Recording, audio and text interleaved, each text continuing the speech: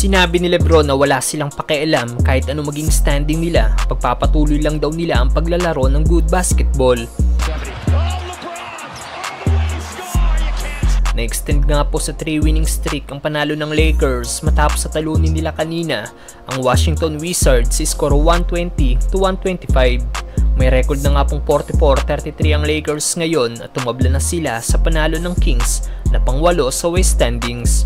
Solid game na naman para sa first 5 ng team dahil lahat sila ay nakagawa ng double digit in points. Leading si Anthony Davis na gumawa ng 35 points at 18 rebounds, 19 points at 7 rebounds kay Rui Hachimura. May 18 points, 3 rebounds at 2 assists naman si D'Angelo Russell. May 16 points, 4 rebounds at 4 assists naman si Austin Reeves.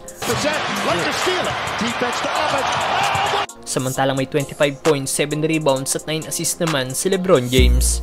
Dahil sa 9 assists ni LBJ, pasok na nga po siya sa top 10 all-time assist leader ng Lakers franchise. Part of the bottom 10, and Jackson Hayes has yet.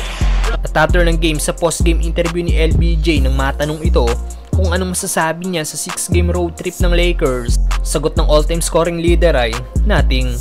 Pagpapatuloy lang daw nila ang pagbuo ng magandang chemistry at paglalaro ng good basketball. Dagdag pa ni LBJ, wala silang pake kahit ano maging standing nila bago mag-playoffs. Nothing. Nothing. I mean, this trip, what it does for us right now, we want to continue to build chemistry. We want to continue to play good basketball. Wherever we fall is where we fall, and wherever we got to go, if we have to go on the road, that's fine. Narito ang naging highlights ni LBJ laban sa Washington Wizards. Grabe ang nagawang space ni LeBron para makatira ng long shot matapos mapeke si Kyle Kuzma. Pasok ang corner shot ni LBJ. Nice find by LeBron para sa open si Anthony Davis and one para sa Lakers big man.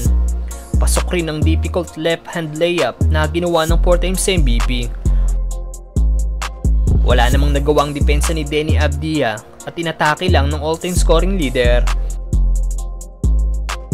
Ganda naman ang pick and roll play ni na LBJ at Jackson Hayes sa play na ito.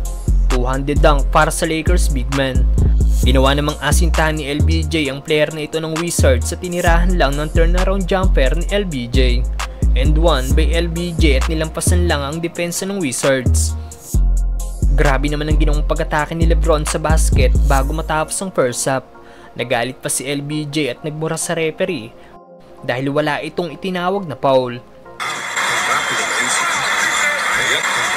Ganda naman ang ginawang pag-clean up ni LBJ mula sa miss shot ni D'Lo. 200 dunk naman ang ginawa ng all-time scoring leader matapos makawala sa kanyang defender na kahit ang defender ni Davis ay hindi napigilan si LBJ. Anong masasabi niyo sa laro ng all-time scoring leader mga brother? At the score themselves and said, let's just get it right here. But LeBron!